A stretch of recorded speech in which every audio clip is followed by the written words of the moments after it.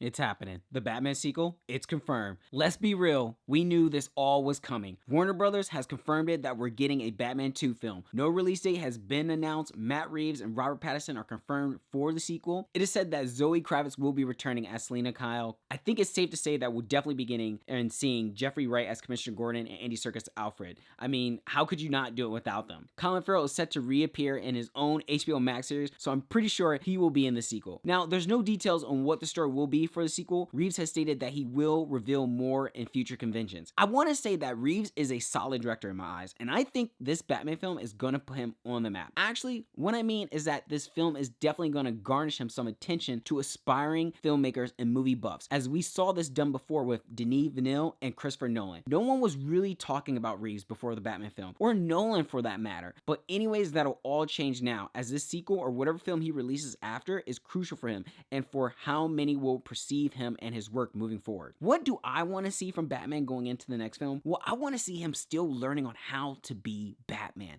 especially how Riddler's followers use vengeance to justify their actions, because now Batman has to become something even more. I also want to see him take steps to creating his public persona. He doesn't have to be fully fledged playboy billionaire Bruce Wayne, but I want to see steps of him getting there. He's working on it. It would be nice to see him creating charities, support initiatives, using his wealth to help and influence Gotham, especially after Riddler flooded the city. His stealth game needs to increase. Yes, it makes sense for him to have struggled in the first film, trying to escape the Gotham police station, but next time around, I want to see him getting better at disappearing. He doesn't have to be perfect at it just yet, but I want to see him making some improvements. I would like to see what Batman's relationship with the GCPD is like. I want more crime scenes and detective work being done, but also showing how Batman can just break down a crime scene on his own so impressively. It would be nice. I mean, he is the world's greatest detective after all. The Batsuit, I would like for it to be upgraded a bit, along with gadgets as well. I want to see new gadgets. I want to see that growth,